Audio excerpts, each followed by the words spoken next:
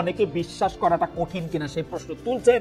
যখন আমরা দেখেছি কয়েক বছর আগেও সার্জিস আলম যেরকম কথা বলেছেন, কয়েক মাস আগে যেরকম কথা বলেছেন, কয়েক দিন আগে যেরকম কথা বলেছেন, কয়েক ঘন্টা আগে যেরকম কথা বলেছেন, সেই কথা তার পাল্টে যাচ্ছে। তিনি বঙ্গবন্ধু 7 মার্চের ভাষণ নিয়ে কথা বলছেন একরকম, তারপরে ছাত্রলীগ নিষিদ্ধের পক্ষে কথা বলছেন, যদিও তিনি এর আগে ছাত্রলীগ করেছেন। প্লাস তার উৎসাহে বা তার উদ্দীপনাতে আমরা দেখেছি যে মধুর ক্যান্টিনে দুজন অন্তত সমন্বয়কের উপস্থিতিতে 2টি গরু নিয়ে গিয়ে ছাত্রলীগের সাবেক প্রেসিডেন্ট এবং সাধারণ সম্পাদক এসেছে, এরকম স্লোগান দেওয়া হচ্ছে এবং তিনি খুব এটা এনজয় করছেন। পুরো ব্যাপারটাই যদি আমাদের একটু বলেন জনাব সার্জিস আলম, মানে রাজনীতিটা আসলে এখন কি, মানে যে সব কাজ বাদ দিয়ে প্রেসিডেন্টকে সরাই দিতে হবে, আরেকজন সমন্বয়ক গিয়ে বলবেন যে বিচারকদেরকে চা খাইতে পাঠাইতে হবে, অথবা বাদ দিয়ে দিতে হবে, অথবা আপনি ছাত্রলীগ নিষিদ্ধ করতে হবে ক্যাম্পাসে, মানে সব দায়িত্ব আপনারা নিজেদের মাথায় নিতেছেন কিনা জানা সার্জিস? দেখুন, প্রথম কথা হচ্ছে সব দায়িত্ব আমরা নিজেদের মাথায় নিতেও পারবো না, সেটা নেওয়া সম্ভব না, এবং আমরা মনে করি যে এটা আসলে সমীচীন না। আমি যদি একদম শুরু থেকে বলি, আপনি যেখান থেকে বললেন এটা একদম স্পষ্ট সত্য। আমি আমার ফেসবুক পোস্টেও লিখেছিলাম যে আমি 2017 সালে আমার বিশ্ববিদ্যালয় জীবন প্রথম বর্ষে শুরু করি ঢাকা বিশ্ববিদ্যালয়, এবং ঢাকা বিশ্ববিদ্যালয়ে প্রথম থেকে তৃতীয় বর্ষ পর্যন্ত হল ভেদে কালচারে একটু সময়ের পার্থক্য আছে, কিন্তু আমার হলে এরকম ছিল যে প্রথম থেকে তৃতীয় বর্ষ পর্যন্ত একদম বাধ্যতামূলক আপনার ছাত্রলীগের রাজনীতি করতে হবে, হলে থাকার জন্য আপনার প্রোগ্রাম, গেস্ট রুম, গণরুম এসবের অংশ হতে হবে, বাধ্যতামূলক। যদি আপনি না হন তাহলে হল ছেড়ে দিতে হবে। দুইটার একটা, মাঝখানে কোনো অপশনই নাই। এটা নিয়ে কোনোদিন বিশ্ববিদ্যালয় প্রশাসন কথা বলেনি, এটা নিয়ে কোনোদিন তখনকার ফ্যাসিস্ট সরকার কথা বলেনি, কেউই বলেনি। যাকেই বলা হয়েছে তারা এই কোয়েশ্চেন গুলোকে স্কিপ করে গিয়েছে।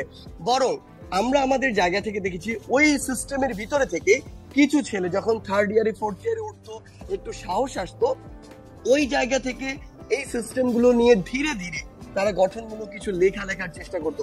আমি 2019 সালে যখন আমার হল সংসদে ছাত্রদের দ্বারা নির্বাচিত হই প্রতিনিধি হিসেবে, তখন আমার মধ্যে আলাদা একটা আত্মবিশ্বাস আসে। তখন আমার মনে হয় যে আমাকে এত স্টুডেন্ট যে ভোট দিয়ে তাদের প্রতিনিধি নির্বাচিত করেছে, তাদের প্রতি আমার একটা দায় আছে, তাদের প্রতি আমার একটা জবাবদিহিতা আছে।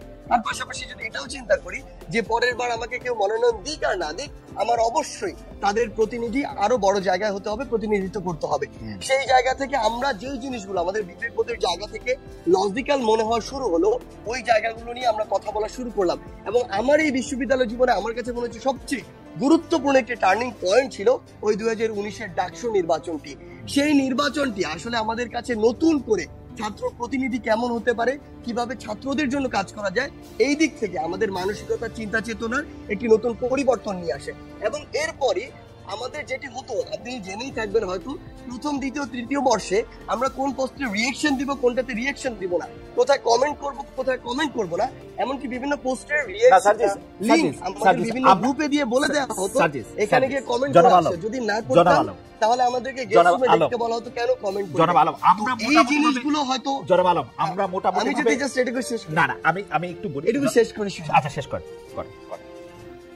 তো এই জিনিসগুলো হচ্ছে আসলে পরিস্থিতি ওই টাইমে প্রথম, দ্বিতীয়, তৃতীয় বর্ষে এই বিভিন্ন জিনিসের রেফারেন্স ক্রিয়েট করেছিল, যেগুলো এখন মানুষ 3-4 বছর পিছনে গিয়ে ওগুলো খেটে বের করে। আবার আপনি যখন আমরা চতুর্থ বর্ষে ছিলাম বা মাস্টার্সে ছিলাম, তখন দেখবেন যে আমরা কিরকম গঠনমূলক লেখাগুলো লিখতাম এবং সরাসরি সেগুলো সমালোচনা করতাম। এবং সর্বশেষ 24-এর ইলেকশনে আমি বাড়িতে থেকেও ভোট দিতে যাইনি, এটি আমার ফেসবুক পোস্টে বলেছিলাম, এবং আমি স্পষ্ট করে বলেছিলাম যে আমাদের মতো ভীরু, কাপুরুষ এবং স্বার্থপর মানুষ এর চেয়ে বেটার রাষ্ট্র ব্যবস্থা ডিজার্ভ করে না। কারণ তখনও আমরা সরাসরি এটির বিরোধিতা না করে এটির বিভিন্ন ভাবে ভালো দিকগুলো তুলে ধরছিলাম, সুন্দর গণতন্ত্রায়নের কথা বলছিলাম। তো সেই জায়গা থেকে যখন আমাদের কাছে এই সুযোগটি আসে যে না, এই অন্যায়গুলো হচ্ছে, কোটা সংস্কারের যে আমাদের 18 পরিপত্র বাতিল, এটি একটা অনেক বড় অন্যায় পুরো দেশের চাকরি প্রত্যাশীদের সাথে, আমরা এটি নিয়ে রাজপথে নামি, যখন আমাদের ভাই বোনদের রক্ত ঝরানো হয়,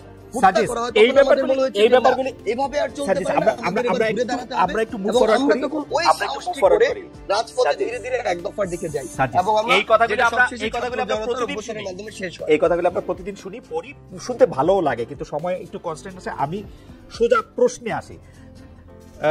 কেউ কেউ আমাকে বলেন যে আপনারাও যে জায়গা থেকে আপনি এসেছেন, ছাত্রলীগের যে রাজনীতির কথা আপনি বলছিলেন, যে অত্যাচার নিপীড়নের কথা বলছিলেন, সেই অত্যাচার নিপীড়নের আমরা সরাসরি সাক্ষী। আপনাকে আর এটা মানে ব্যাখ্যা করে না বললেও চলবে, আপনি নিশ্চয়ই জানেন। কিন্তু আপনারাও কি এখন ছাত্রলীগের সেই জায়গাটাই দখল করেছেন কিনা? আপনারাই কি এখন এটা শোডাউন ভিত্তিক একটা জায়গায় আপনারা নিজেদেরকে দেখতে চান কিনা? সেই জন্য যত রকম মানে আপনাকে দেখা যায় আপনি বা হাসনাত বা নাহিদ বা মাহফুজ এত চমৎকার করে কথা বলেন, কিন্তু অন্য সময় দেখা যায় যে আপনারা প্রায় একে হুমকি দিচ্ছেন, তাকে ধমকি দিচ্ছেন, তাকে বলছেন যে এখান থেকে বাদ করে দিবেন, এটা করে দিবেন। এরকম কেন? মানে এই শোডাউনের একটা প্রক্রিয়া কিন্তু আপনারা চালু রেখেছেন, মানে এটা কেন? মানে এরকম না হইলে আমরা যারা আপনাদের সাবজেক্ট আছি আমাদেরকে আপনারা শাসন করতে পারেন না, মানে আপনাদের একজন প্রভুর জায়গায় যাইতে হয়, ছাত্রলীগ আওয়ামী লীগের মতোই। বা সায়ন থেকে যখন বলবো তখন বলবো বিএনপি বা তার সহযোগী সংগঠনের মতোই। দেখুন, এই জায়গায় একটি কথা বলি, সেটি হচ্ছে যে আমরা আসলে 5ই অগস্টের অভ্যুত্থান পরবর্তী সময় একদম লম্বা একটা সময় ধরে ইভেন আজকের দিন পর্যন্ত আমাদের বিভিন্ন দিক থেকে আমাদের চক্রান্তের গন্ধ আসে, বিভিন্ন দিক থেকে বিভিন্ন নাশকতার বিভিন্ন রকমের যে প্ল্যান সেগুলো আমাদের সামনে বিভিন্ন ভাবে আসে। এবং সবচেয়ে বড় কথাটি হচ্ছে যে এই যে অপশক্তিটি মনে করে আমরা যখন একটু শান্ত হয়ে যাই তখন মনে করে যে সকল ছাত্র জনতা আবার ঘরে ফিরে গিয়েছে, ক্লাসে ফিরে গিয়েছে। এবং ওই সময়টিতে তারা এমন ভাবে, আমরা দেখেছি সচিবালয়ে, আপনি নিজেই দেখেছেন, আমরা হাইকোর্টে দেখেছি, আমরা বিভিন্ন জায়গায় এটি দেখি, আমরা গার্মেন্টস কর্মী, আমরা সাভারের দিকে দেখেছি, তারা বিভিন্ন ভাবে বিভিন্ন রূপে ফিরে আসে। এবং তখন ফিরে আসে যখন দেখে আমরা কিছুটা শান্ত হয়ে গিয়েছি, তখন ওই যে আমাদের 3 অগস্ট কিংবা 18-19 জুলাই কিংবা 5 অগস্টের যে মানে হুঙ্কার দিয়ে রাজপথে থাকা, রাজপথে নামা, ঠিক ওইভাবে আসতে হয়। কিন্তু সত্যি কথা এটা ওইভাবে আসতে চাই না, এবং আমরা চাই ধীরে ধীরে যে বিষয়গুলো সংস্কার প্রয়োজন, রাষ্ট্রের স্বার্থে এখনই যে বিষয়গুলোতে কাজ করা প্রয়োজন, ওই বিষয়গুলোতে আমরা কাজ করি এবং কাজ করে আমরা এই বাংলাদেশকে যে জায়গায় দেখতে চাই এবং সবশেষে একটি জনগণের ভোটে নির্বাচিত যে একটি সরকার আমরা দেখতে চাই, সে পথে যাই। কিন্তু সবচেয়ে বড় কথা হচ্ছে ওই যে আমরা একটি কথা বারবার বলছি যে ফ্যাসিস্টের মাথা চলে গেলেও এই যে ডালপালাগুলো এগুলো বিভিন্নভাবে বিভিন্ন দিক থেকে উকি দেওয়ার চেষ্টা করে, গর্ত থেকে উঠে আসার চেষ্টা করে, এবং তাদের সাথে আপনি যদি ভালোভাবে ডিল করতে চান তারা তখন মাথা উঠে বসে। ওই জায়গায় আপনার মাঝে মাঝে অন্তত তাদেরকে এটা বোঝানোর জন্য যে না, আমরা এখনো আছি এবং প্রয়োজন হলে আবার আমরা রাজপথে নামতে পারি, এটা বোঝানোর জন্য হলেও আসলে মাঝে মাঝে হুঙ্কার দিতে হয়। সার্জিস, খুবই ইন্টারেস্টিং। মানে আমি এরকম শুনছি অনেক সময় পুলিশরা বিপদে পড়ে আপনাদের ডাকে, যে মানে বাংলাদেশের যে মানে আমরা ব্যাপারটা ঠিক এরকম আমরা আমাদের জায়গা থেকে মনে করিনি। আমাদের জায়গা থেকে ব্যাপারটা এরকম মনে হয়েছে, পুলিশ বাহিনীর অধিকাংশ সদস্য কিন্তু এখনো তাদের ওই ভিতরের যে একটি মানসিক বা নৈতিক দুর্বলতার জায়গা সৃষ্টি হয়েছে, তাদের যে কতিপয় সদস্যের যে বর্বরতা কিংবা তাদের যে অতি উৎসাহের কারণে এবং ফ্যাসিস্ট সরকারের দালাল হিসেবে নিজেদেরকে আরো বেশি প্রমোট করা, তুলে ধরার কারণে, ভবিষ্যতে ফায়দা বা সুবিধা নেওয়ার কারণে তারা এই যে বর্বরতাগুলো চালিয়েছে, এবং এটার কিন্তু তারা নিজেরাও এই বর্বরতার অংশ। আমরা দেখেছি অনেক পুলিশ সদস্যের সন্তান মারা গিয়েছে। সেই জায়গা থেকে আসলে তাদের ওই যে নৈতিক যে একটি দুর্বলতা তৈরি হয়েছে মানসিকভাবে, ওই জায়গাটিতে তারা স্ট্রংলি যে কোনো একটি অবস্থা যেভাবে ফেস করার কথা ওইভাবে তারা অনেক সাহায্য চায়। আমি বলবো না কিছু কিছু ক্ষেত্রে অথবা অনেক ক্ষেত্রে পুলিশ আপনাদের সাহায্য ফেস করতে পারে না, পুলিশ আপনাদের সাহায্য চায় হয় আসলে যে তাদের ক্ষেত্রে থেকে তখন যে জিনিসটি হয় যে আমরা যদি ওখানে কোনো একটি স্টুডেন্টদের অংশ থাকে তাদের সাথে আমরা কথা বলার চেষ্টা করি, কিংবা আমাদের সরকার, অন্তর্বর্তীকালীন সরকার যে আমাদের 2 জন উপদেষ্টা এবং একজন আমাদের বিশেষ সহকারী রয়েছেন, তারা তাদের জায়গা থেকে কথা বলার চেষ্টা করে, নাগরিক সমাজের সাথে হোক কিংবা শিক্ষার্থীদের সাথে। কিন্তু আমার যেটি মনে হয় আসলে এই মুহূর্তে পুলিশের যতটুকু আসলে তাদের জায়গায় স্ট্রং পজিশন দেখানোর কথা, ওটি আমরা এখন পর্যন্ত দেখতে পাচ্ছি। অ্যাবসলিউটলি, এবং অ্যাবসলিউটলি মানে আমি আসলে পুরনো কথা বলতে হয়, সায়ন্তের হয়তো কিছু মনে থাকবে, আমি 2014-15 সালে অসংখ্যবার এরকম ছাত্রলীগদের নিয়ে প্রোগ্রাম করেছি, ছাত্রলীগের চাষ কি বা ছাত্রলীগের ব্যাপারটা কি, তাদেরকে যখন জানতে চেয়েছি যে তারা কেন পুলিশের কাজ সেটি করতে চাইছে, প্রায় একই উত্তর দিয়েছে সার্জিস আলম। আমার মানে পুলিশ পারছে না বা পুলিশ হচ্ছে না, যাচ্ছে না।